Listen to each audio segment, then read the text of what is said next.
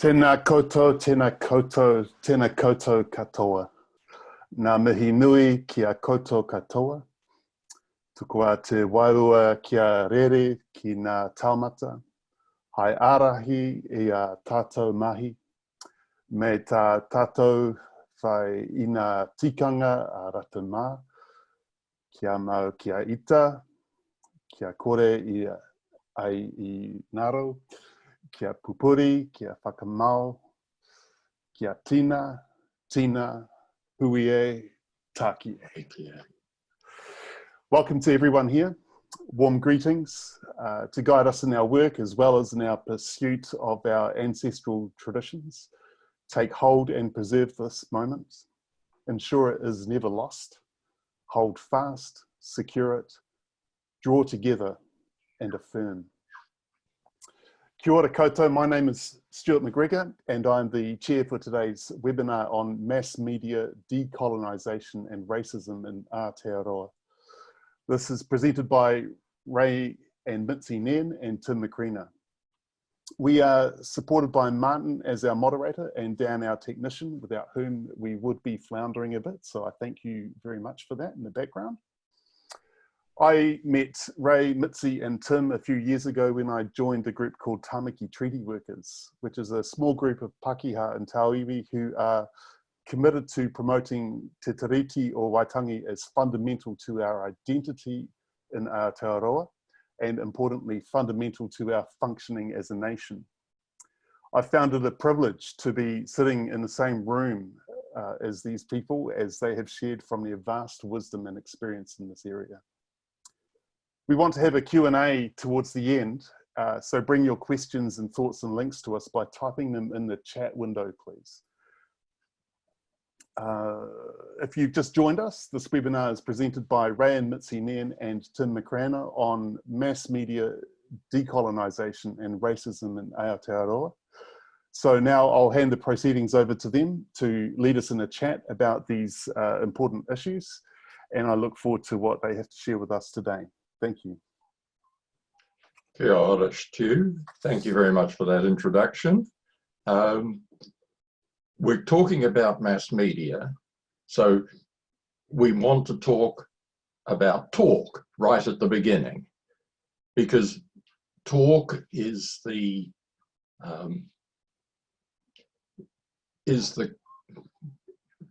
key element of communication. And of course, media are about communication. It's important to realize, as we approach this, that in Aotearoa, we are immersed in a language, New Zealand English, which works very hard, provides a lot of resources for distinguishing talk from action in ways that belittle talk, reduce its importance. So every time somebody says, she should put her money where her mouth is, or he needs to walk the talk, they're contributing to that. It's just talk, it's hot air, it's not important. And yet talk is the foundation of our way of our thinking, our understanding. It's the basis of policies and practices.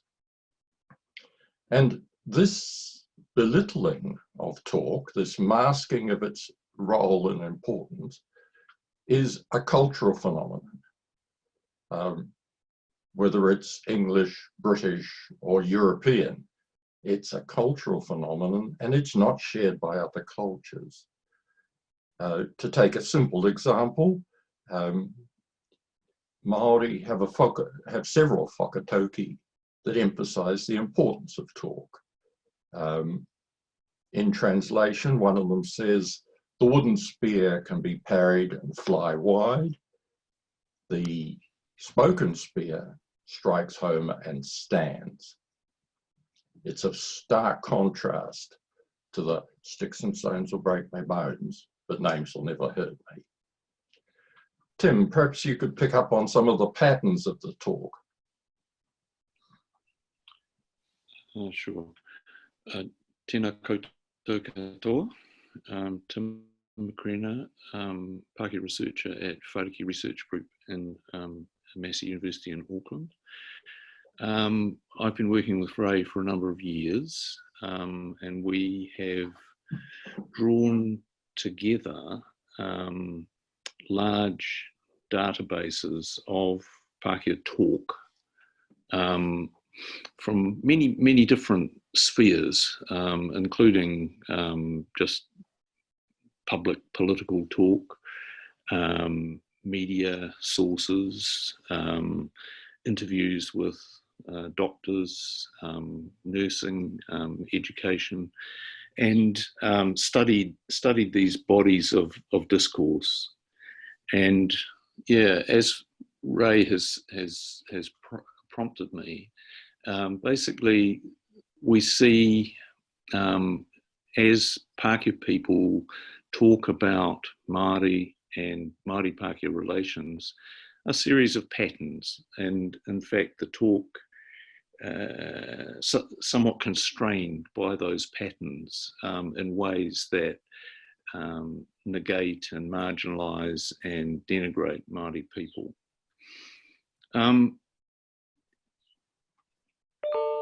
Slide 2, which will pop up in a minute, gives a kind of a listing. Yeah, that slide.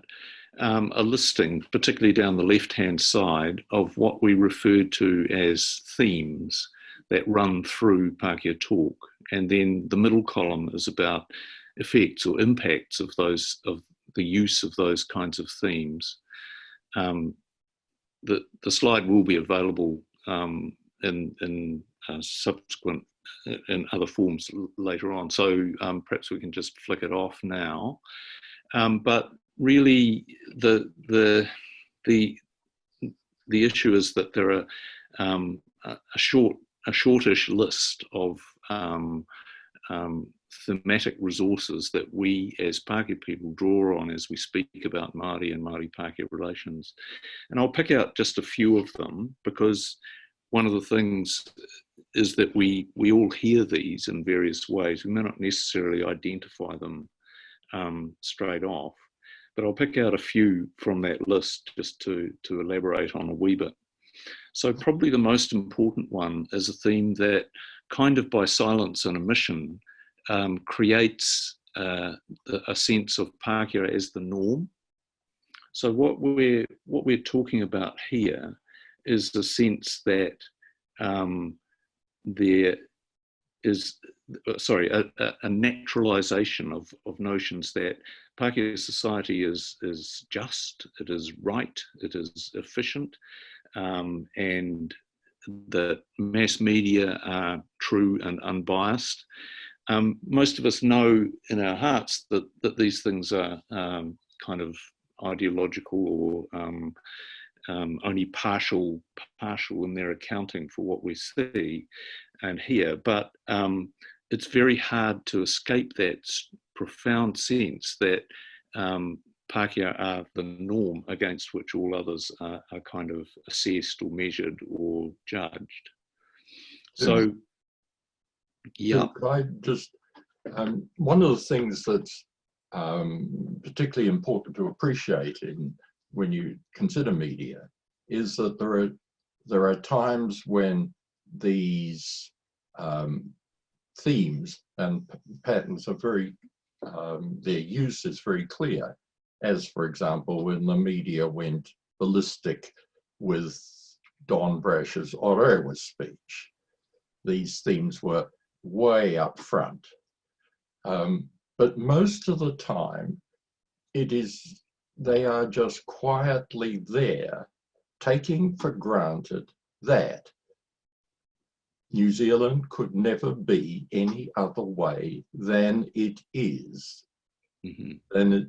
So that the imposed political, educational, justice, corrections, processes and institutions are what would have to be. Yeah. Yeah, so that's probably one of the most important themes that we see in the work. But let's dig down into 3 or 4 more and just give you illustrations of the sort of thing that has come out of our general research before I open up and talk a little bit more about mass media. So obviously the treaty is a major theme in Pākehā talk. Interestingly, it is cast as the treaty rather than Te Tiriti, and it is translated or focused on, at best, a set of rather general treaty principles, which mean that Te Tiriti is kind of sidelined, and the detail and substance of the promises held by that covenant are actually minimised and diluted. So the treaty is definitely a theme. One of the themes that you will have come across in this webinar series, particularly through Belinda Burrell's work, is the one that says Māori have undue and unfair privileges in society. So these are things like educational scholarships, sports teams, housing loans, fishing quota, etc., etc. Yeah. Right. Parliamentary seats. Yeah, parliamentary Māori seats. electoral. Those things are spoken of and constructed as privileges that Māori have, and in their effect is the effect of that theme, the privilege theme, is to construct Māori as unfairly or unduly obtaining advantages in society that are not available to other people. Another very familiar one will be what we refer to as the good Māori, bad Māori theme. So Māori who fit in and contribute and add to the colonial society that we live in are constructed as good Māori, and those who resist or protest or in various ways object to the way in which colonisation has been rolled out and maintained in this country are constructed as bad Māori.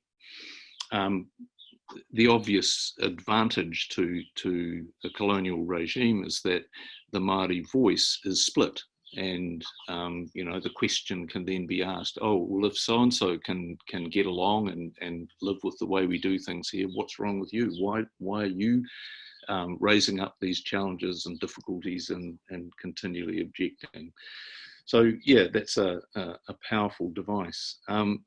Another one that probably resonates pretty strongly is the one people theme, reputedly emerging from discussions around the signing of the Te Tiriti, but really a call and a rationale or justification for monoculturalism under colonialism.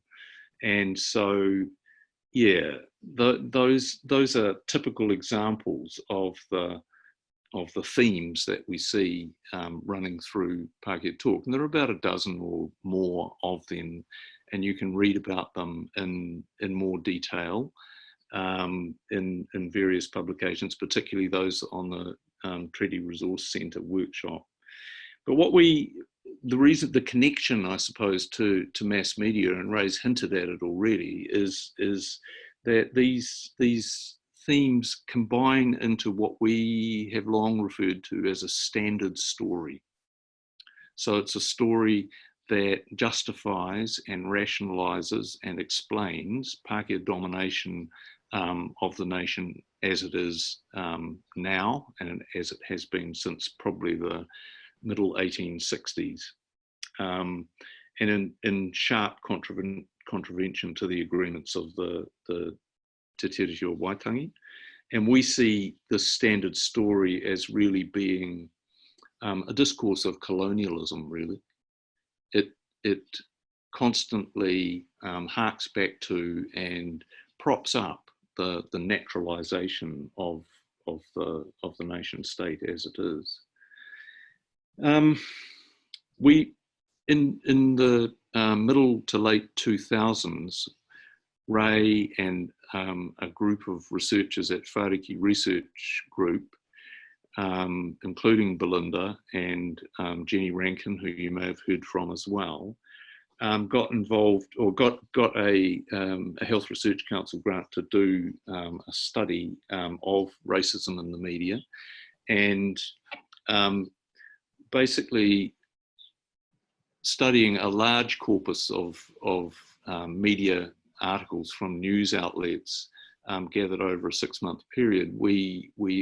These themes that we were talking about, that I've drawn attention to, were strongly evident, and that powerfully underpinning the actual instances of news coverage and so forth in relation to Māori and Māori-Pākehā relations. In relation to that study, there are two sort of key overall observations, and one of them is that Māori are wildly underrepresented in news media coverage. So over the entire study, I think we found something in the order of 2% of items and articles in our large database, that's the 6-month collection, were stories about Māori and about Māori-Pākehā relations. The other thing to say about those stories that did make it into the press, they were overwhelmingly negative. Ray led a paper specifically examining and counting the coverage on television news, which yielded the following rather astonishing insight, that over the 6-month period, on TV1, TV3 and Prime News, there were 17 distinct stories in that 6-month period. Some of them were repeated, and I think it added up to a score in the low 30s, for stories that were about Māori or Māori-Pākehā relations. In the same period, Māori television, as you'd expect, but you know, it's a good contrast to draw out, recorded more than 250 stories in that category of Māori and Māori-Pākehā relations topics. I'll just finish off with this last bit. Of those 17 stories that did appear in the mass media, all of them, on mainstream television, all of them were negative representations of Māori. Ray. Yeah, I just wanted to clarify that particular study is internationally unique. It's the first time that a study has been able to show that the negative stories that were broadcast were not the entire collection of stories that were available to be told, simply because we had collected from Māori TV and Te Kaya and the English language channels, we could see that there were alternatives. And on the occasions when the English language channels were broadcasting these stories, there were considerable numbers of other stories that they could have chosen. And that is an important issue, because it means that the practices that the media are following deliberately prioritize negative stories over against other alternatives. Yep.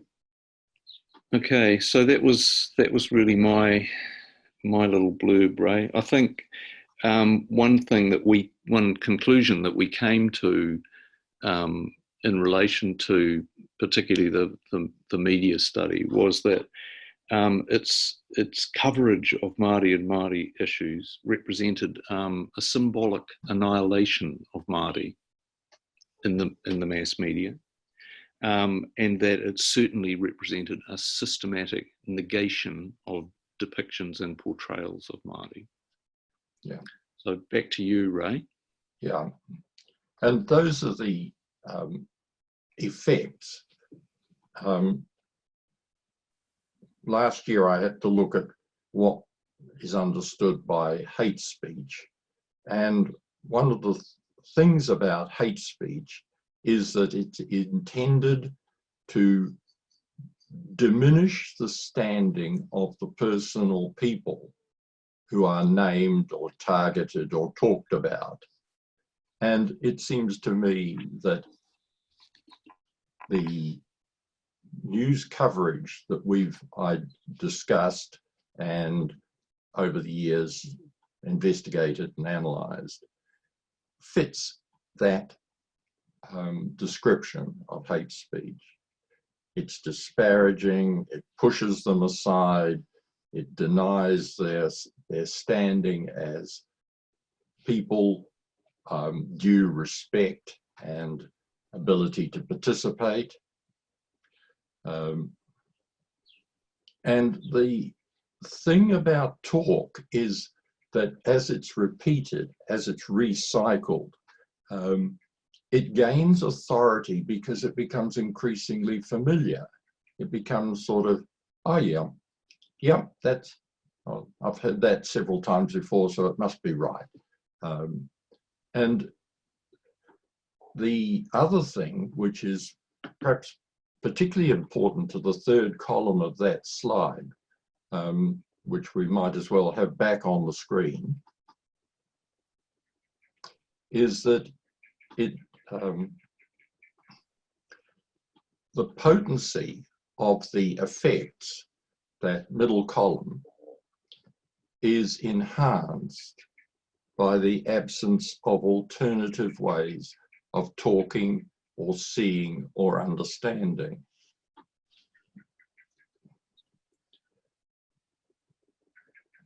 I guess some people are wondering what I'm doing here. Well, I'm here to, in a way, keep these guys a little bit focused on the future, because it's very useful to do all this work about how the language has been working, but we are actually going to need to know where the language needs to go next. And I remember when the feminist book, A Handbook of Non-Sexist Language, came out. Ray, you were very moved by that and found it very useful. That was Miller and Swift's book. Yes. Well, in your head, do you have a handbook of anti-racist language or different ways of saying? Well, perhaps we can have the third slide, because it's 6 years ago now, Kuputaia pulled together the themes that we had identified in news media, and in that we began to suggest alternative ways of talking, much as that third column on the previous slide. This particular booklet, we sent out some 30,000 copies. They have been, many of them have been downloaded from the website address that's there at the bottom of the left-hand side of that slide. They're no charge. We conceptualized the booklet as in providing resources for people and groups of people to begin to do their own systematic responding to media, and of course with friends, with families, and other groups.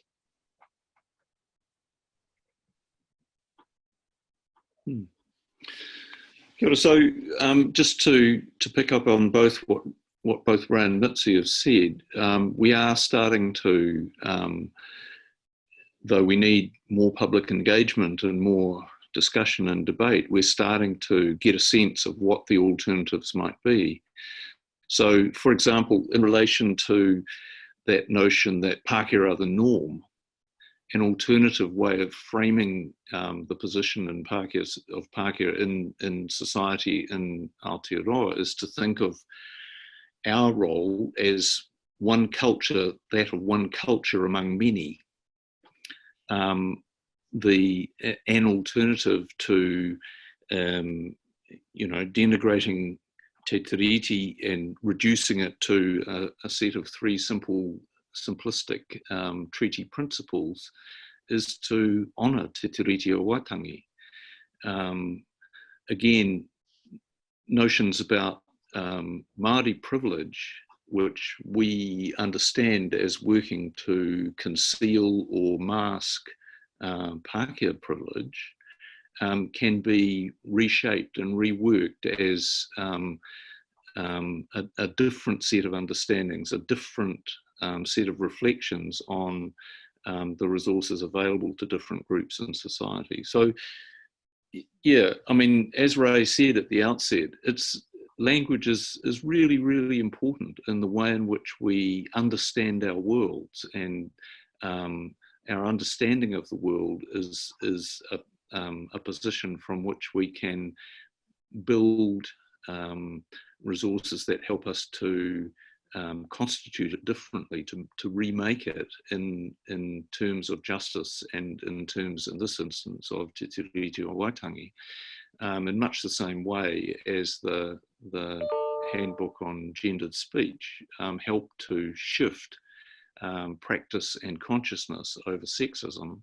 Racism can be addressed in the same kind of way. So although, all the negative stuff that we have kind of chapter and verse on in terms of Pākehā talk about Māori and Māori Pākehā relations weighs on us, it's also a kicking off place, a starting out place, and knowing that those constructions that denigrate Māori are exactly that, means that other constructions can produce a different set of realities that can underpin real change in society towards social justice. And one of the things that follows directly from that is that the alternatives, their construction, their use, and their presence has to be a communal activity. So nobody can actually kind of devise a language and then say, this is what we're going to speak. It just doesn't work. So all of those, everyone who has wants to prioritize Te Tiriti, who wants to prioritize equity and strong, just relationships in this country, we need to be sharing different ways of talking, different ways of talking that undermine the anti-Māori themes and which open up these other possibilities. And we have to be using those among ourselves, and we have to be putting them into the public domain so that they become increasingly familiar.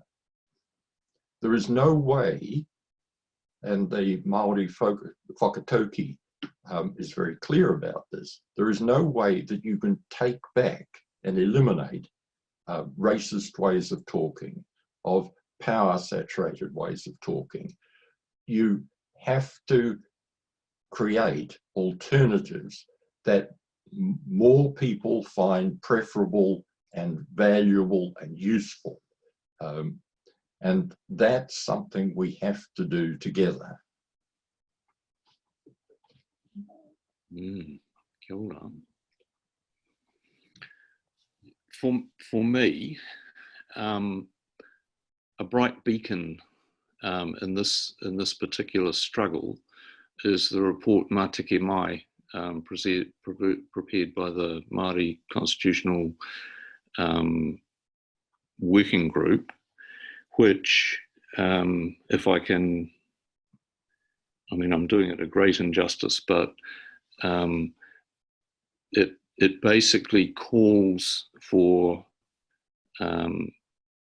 having done great communicative and consultative work with Māori communities up and down the country over a span of 2 years, and identified a values base that constitutes the tino rangatira sphere of our society.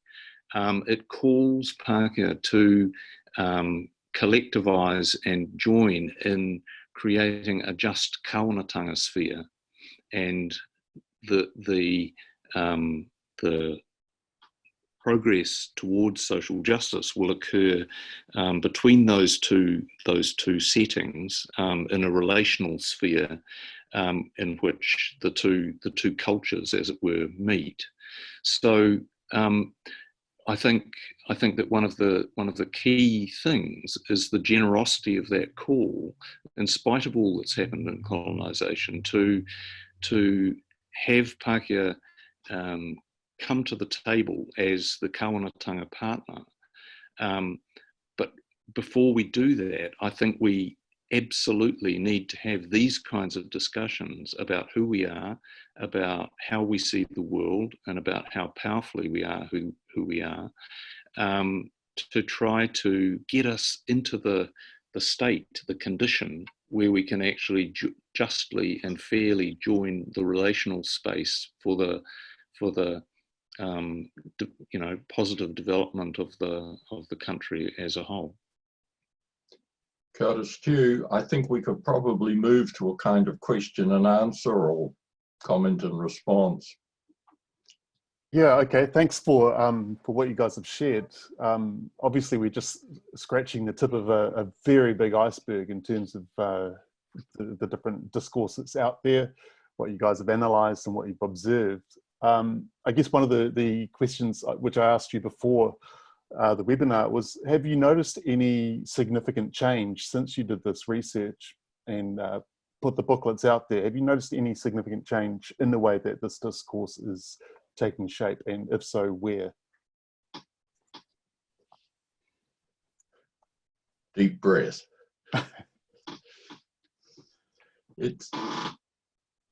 Part of the problem with answering that is that there have been some excellent examples of alternatives.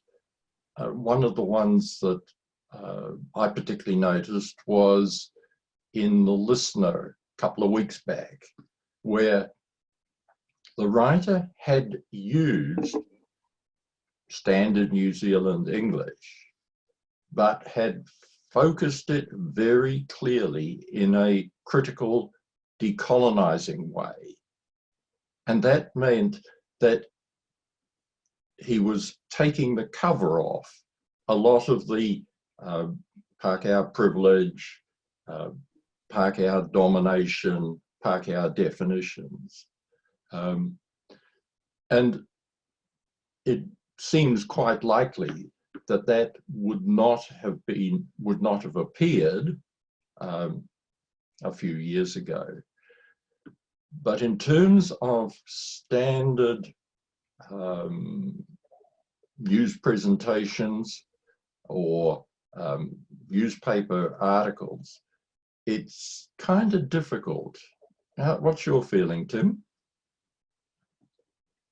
Well, yeah, I was going to cast the question more widely because I don't think we can really even begin to attribute anything in particular to the booklet, but and to ask Mitzi what her perception of change in the way in which Pākehā talk has been in the last little while.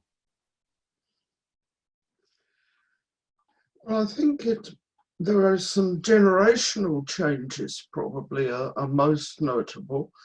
For instance, I noticed that some of the younger alternative news presentations on television seem to have a different style of discourse, and that may be something worth the detailed sort of analysis that you guys did in the past of other stuff, on other stuff. It's always kind of hard. Language does its own thing in a way. It modifies all the time, really, and we get used to it, don't we? We pick up on slang and vogue words and new words. We actually take them in our stride most of the time. So it's not such an awful problem after all, maybe. It could be quite an easy thing once we get going on it. Yeah, I mean, going even wider still, some of you will have seen the wonderful presentation by Tamsin Hanley about her work producing an alternative curriculum for schools, for education. Basically, to my mind, that's a prime example of the way in which we can talk into existence a different world to the one we currently experience by telling our stories differently and telling the whole story, the truth in some ways, behind our history, our colonial past, our colonial present, that actually keeps us kind of bound to the standard story. If we have generations of cohorts of peer groups coming through our primary schools, our secondary schools, our universities, actually knowing that the history, as Tamsin has so beautifully constructed and reconstructed it, we'll have a whole better basis for entering that kawanatanga sphere and from there entering the relational sphere that Mātiki Mai envisages. So I think, yeah, there are lots of places where really great things have happened. Our contribution is a small one.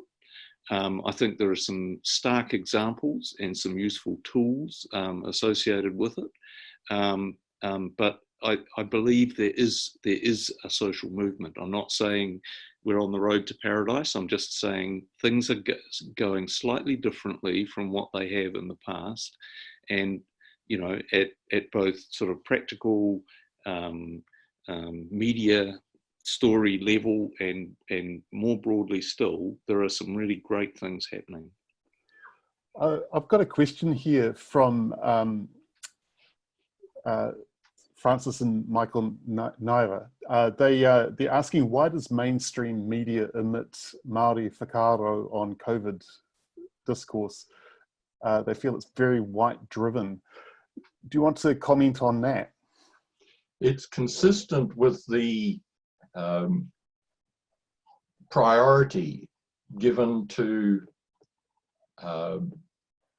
science as if science is distinct from culture.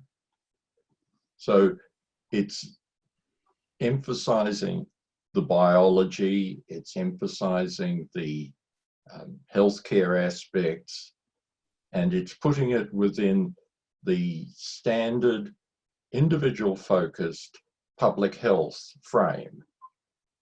And in that frame, Māori are seen as a cultural voice that doesn't belong.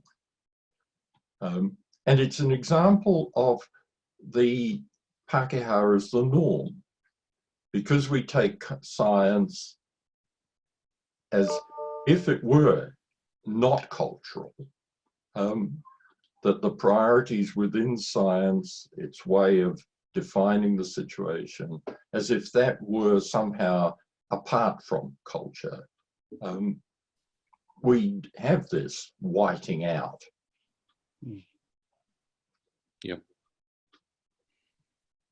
Yeah, interestingly, irrespective of what the mass media are doing in that domain, Māori have organised a national pandemic working group in which they are, producing and promulgating a whole raft of messages tailored for whānau and for iwi, and assessing the science for themselves as it comes out, and developing guidance and advice for their people.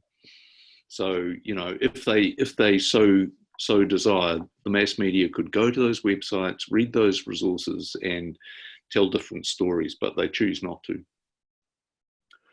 There's a really interesting question here from Olivia Yates. She's wondering, in summary, and I apologize, Olivia, if it's too simplistic what I'm asking, but when we talk about the media or mass media, do we need to be a little bit more specific in how we describe these channels that we're, I guess, wagging our finger at? Or do you think that it's actually a pretty general and consistent narrative and discourse that's taking place? One of the things we've been very consistent with in our writing is that we do not identify journalists or producers or any particular individuals as racist or as colonizing. What we have always said is that it is the media as an institution, their practices, their way of identifying, generating and presenting news or various entertainment genres. So it's not, it's in the people, because the people are embedded in this Pakeha defined, Pakeha process pattern. So yes, there are occasional exceptions, although it's interesting that the most positive Māori news item that we found in our 6-month collection was the 3 news coverage of the announcement of Honi Tūwhari's death. It was beautifully done, and yet when we look at that very closely, the framework of that item is Pakeha as the norm. Māori are not the norm. This is a Māori person we are honouring within our framework. And it's a constant reminder that the processes by which news, entertainment, etc. are created are colonising processes. And they maintain and naturalise that hostile takeover. Do you want to add anything to that, Tim? Yeah, I mean, I think, yeah, I mean, there's the scope for optimism here. There is movement. There is some change. Mitzi, I think, drew attention to the project and the way in which it handles its coverage. Obviously, Māori television and Te Kaya are also in various ways mass media, but I think that these are still voices which are widely lost to the mainstream, and the overall effect, both historically and in the contemporary setting, is of very much of the kind of framing of symbolic annihilation that we have picked up on in relation to our study. So yeah, I agree. There are definite growth points. There are definite changes afoot, but there's a hell of a long way to go. And you know, when any time a crisis or problem or whatever comes up, the everyday racism of the media means that those things are just constructed in terms of Pākehā as the norm. I'm going to ask a question from myself here. I'm just, as you're talking, I'm wondering how much Pakeha ignorance around Māori issues creates a kind of paralysis around that, it's like, oh, here's a news story that's important to Māori, but we have no way of understanding the importance of that or the significance. And it's not necessarily a conscious thing, it's a subconscious kind of, I don't know what to do with that. Have you seen much shift, I guess, in that consciousness that allows more sympathy and empathy to be expressed towards Māori stories and narratives out there? I'd like to begin by pointing back to a piece of research that was done by a bloke called Matheson. He interviewed a range of journalists, and all of whom were unsatisfied with the way their media were covering Māori and Māori Pākehā relation stories. And what he found through the interviews was that they were dissatisfied, but they couldn't conceive of how they could tell those stories differently. Now that's a lack of resources, that's a lack of the language, the talk, to be able to imagine or conceptualize how you could tell the stories. And at the same time, bother losing that thought.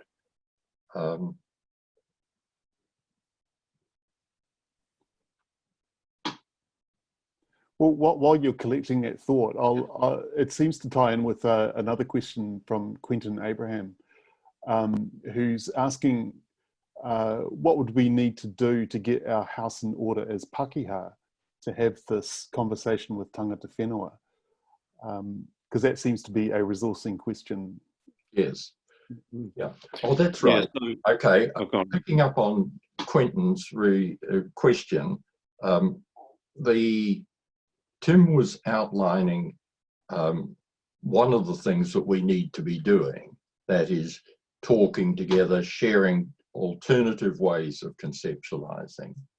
And the point that I kind of lost was there's quite a bit of evidence that in colonial societies like New Zealand and Australia and Canada and the US, there is actually a motivated element to our ignorance, that we work hard to stay ignorant.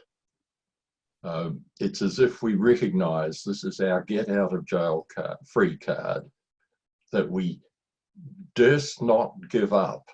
And so, as I say, there's a body of evidence that says the dominant groups really fight to maintain their ignorance, even when they are participants in a consciousness raising program, whether it's in a school or elsewhere. And I think, going back to Quentin's question, that means that it's imperative that we share with each other our uncertainties and our ignorances, because to do that enables us to address them. I mean, one of the things that seems fairly obvious is that non-Māori New Zealanders tend to avoid accepting invitations to go to marae open days. They occur, they're offered, they're not, it's as if we're not certain about them, and we maybe we're fearful of making mistakes, but we avoid them. And that's just one particular mechanism for continuing to remain ignorant, and therefore being able to talk about Māori in abstract, demeaning, minimizing ways. I think also we need to move from it. I mean, it's easy to think if we learnt about Māori, we would cope better or be more open. But actually, we don't need to learn about, we need to learn in a processing way, so that that what we learn becomes part of us and goes inside us, not kind of something we could answer an exam on. Does that make any sense? Mm-hmm. I think that feeds into another question around who are the people who are making the selection of what is covered in media. And so that was from Lynn, and also adding to that, Francis and Michael Naira are wondering if that ignorance that's, I don't mean to be offensive to those people who are in the selection of that, but this sense of this institutional ignorance, why is there any way that they are dishonouring the treaty by being, I guess, susceptible to a very narrow selection process? And if so, is there any way that we can push back on that at that particular level, which is, I guess, the editorial level? Yeah, I mean, Gosh, yes. I don't see this as a challenge or problem for particular people, but rather a systemic one. And the system entails both an audience and a media outlet. If the media outlet tells a story in terms that the audience is unfamiliar with or disagrees with or can't understand or is ignorant about, the chances are the communication will fail. So communication fails, the media work fails, the business fails, it falls apart.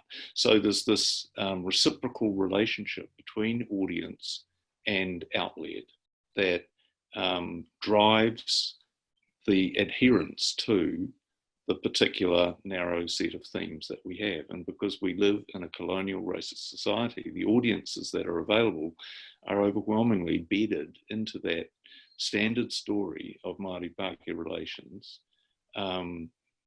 It is just a really challenging, complex process to shift the balance. But I think the way forward is by diversifying our understandings of ourselves, of Māori and Māori Pākehā relations in a manner that means that we can no longer adequately use the ignorance defence or the playing to the majority defence to account for not just mass media stories, but the way we tell stories to ourselves and our families and friends and peer groups and so on. The treaty knowledge that we have has come through our own colonised colonial mindsets. But now, for instance, we have heard the people, the Māori voice around Te Tiriti. Could we have the Ngāpuhi Speaks slide, please? Yes. The generation of our treaty knowledge can change. We can move more in the Tiriti direction. This is an incredible book. It's the one source that I've had for feeling a sense of Māori society pre-contact. And from that base, it takes the reader through the Ngāpuhi development of the Declaration of Independence, he wakaputanga o te rangatiratanga o Te Tiriti, and then from there to the Te Tiriti and beyond. I think it's an incredible gift that Ngāpuhi have offered to all of us.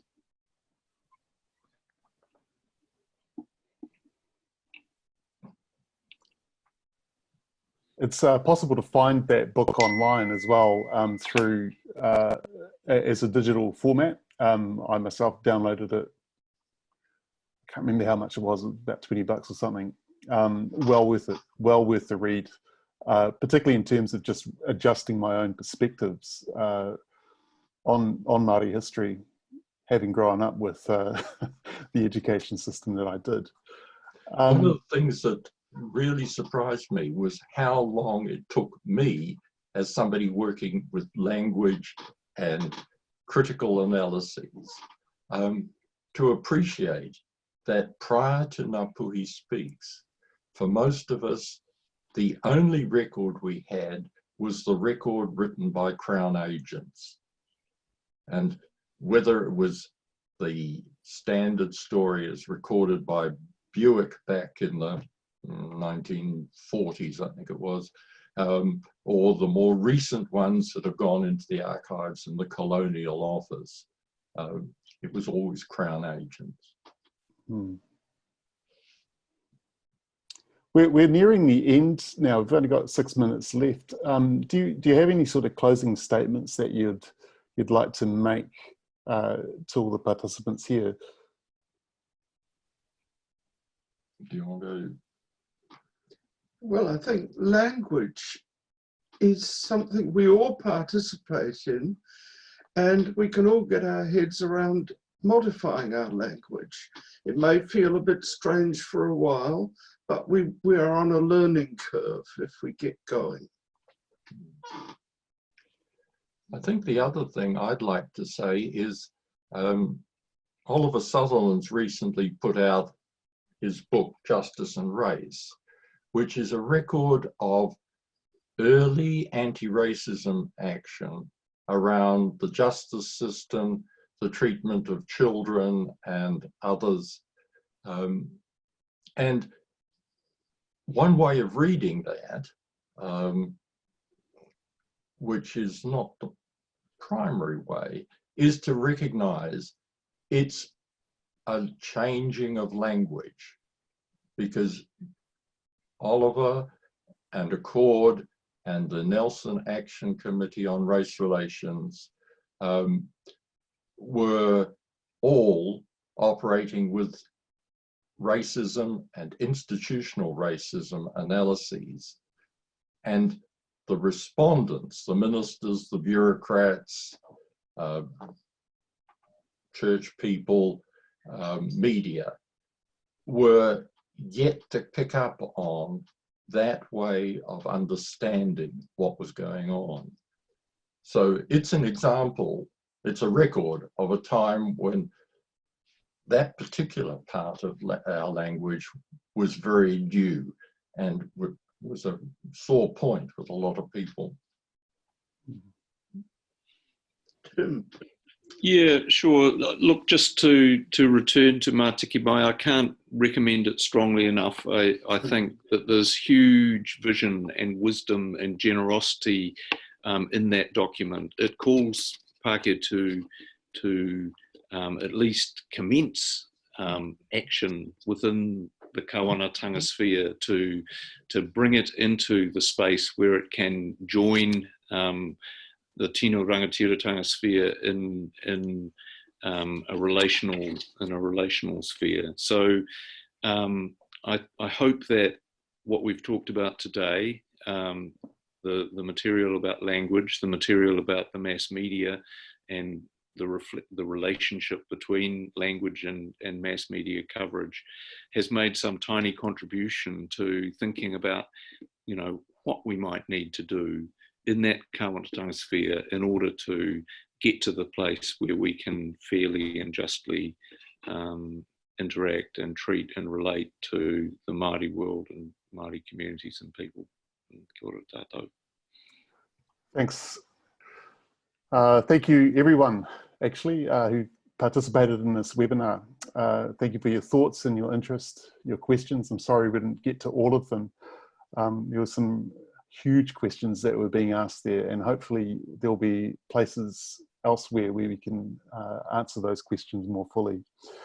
I trust that it's given you all food for thought and some practical help in how important the language of our discourse is in revealing our own ingrained attitudes, or even the attitudes that we are trying to conceal.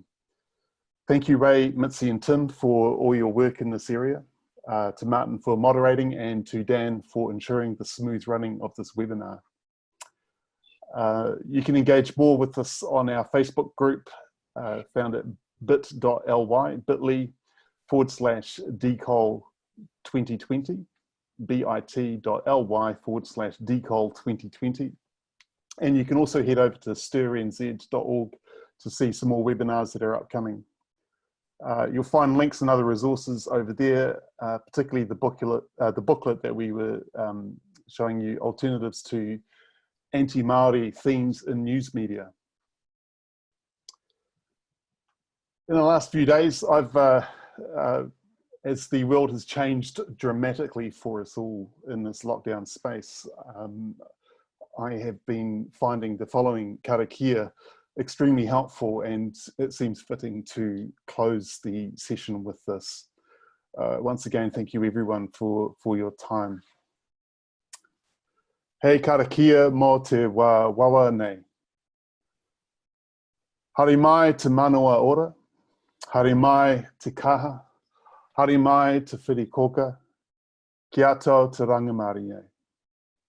Being positive in this difficult time, I welcome the breath of life, I welcome the courage, I welcome the strength for peace and harmony. Thanks everyone, and take care out there.